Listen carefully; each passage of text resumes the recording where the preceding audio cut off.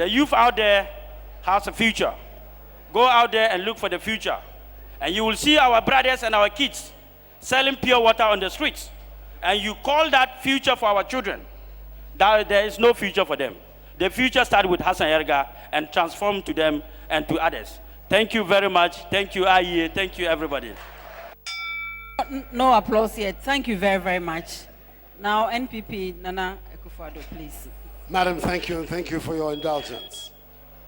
This evening, we have a solid evidence that the people of this country have a very clear choice to make on December the 7th. From the NDC, we've heard again many of the same familiar campaign promises which we heard 4 years ago. And they've now packaged them as fantasy and are trying to sell it to us as reality. Fantasy. 4 years ago, they said they would bring unemployment down to the barest minimum. Reality. Today, unemployment is at record levels. NDC fantasy. They said they would bring the price of petroleum, the petrol, drastically. Reality. And regular shortages of petrol and LPG at much higher prices. They said we would have a stable economy. What is the reality? The CD has been cut in half, and basic goods are twice what they were 4 years ago. They said they would introduce a one-time premium for the National Health Service. What the reality? That promise has undermined confidence in the system, has not been put into operation, and has now been abandoned.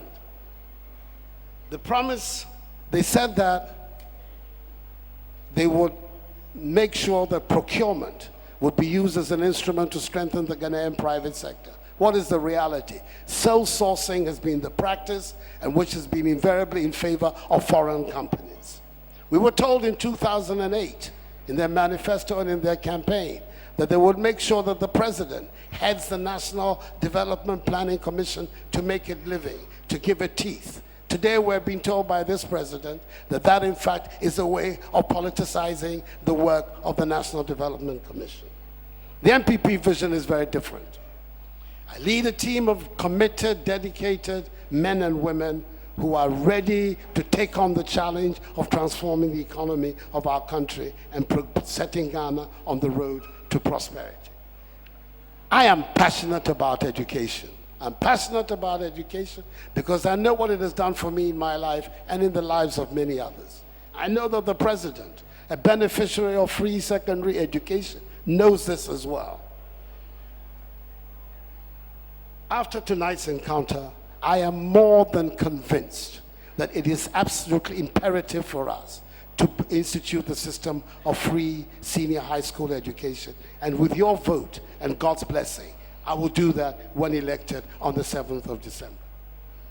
I thank the people of Tamale once again for their traditionally generous welcome. I pray for peace in Dagbon, for reconciliation and peace amongst my friends, the Andanis and the Abudu.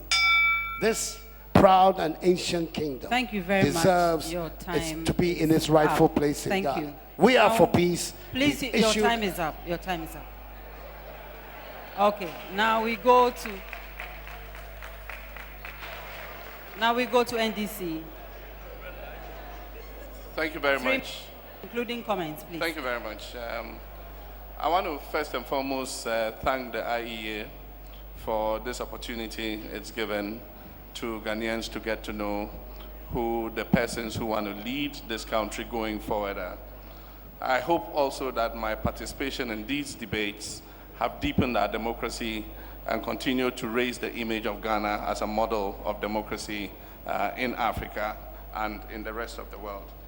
I want to say that it is thought that human memory is short, and so often people will tend to forget the point at which this government took over. We took over an economy that was in deficit. Indeed, the MPP were very relieved to hand over to us. In 4 years, we restored macroeconomic stability. We have grown the economy from a 30 billion economy to an above 70 billion economy.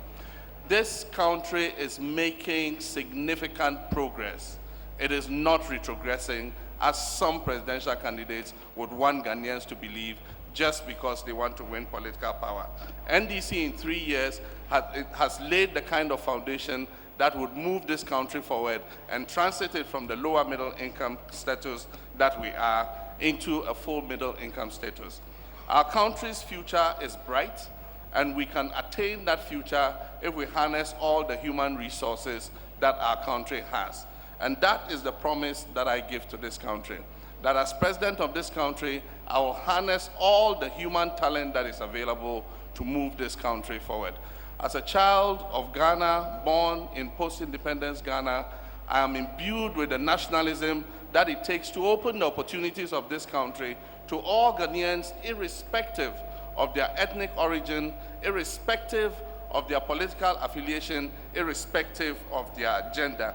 It is only when we do this and stand together as Ghanaians behind a leadership that is prepared with a vision to move this country forward that we will be able to make it to the promised land. You entrusted Professor Tamale with your mandate.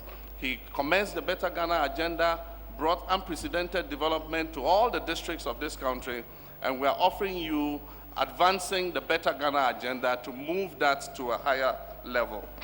We have established the foundation for the takeoff of this country, and I'm positive that Ghanaians are going to endorse us to be able to do that. God has guided my steps to this point. I know He'll guide my steps forward.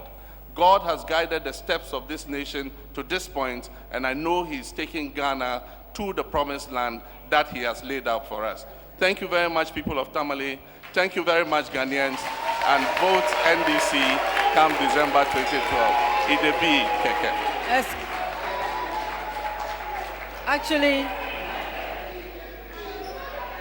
Actually, now we can all applaud the candidates. Let's give our candidates a round of applause. Please say we are not okay. And let's resume our seats, ladies and gentlemen. Candidates, we are very grateful for your time and your participation. Please say we are not done yet. It is our hope. A few minutes. It is our hope that our democracy has been further enriched by our conversation tonight. Now, tonight we are going to do something symbolic for the various persons from various political parties and religious backgrounds that are here. We are going to rise all and join the candidates as they step before the various podiums and perhaps hold hands. The choir will lead us in singing Yenaraya Sasini, just to remind ourselves of the various commitments we make to peace at various times on the political campaign. So we invite the candidates to step forward and perhaps to join in hands as the choir leads us all in singing Yenaraya Sasini.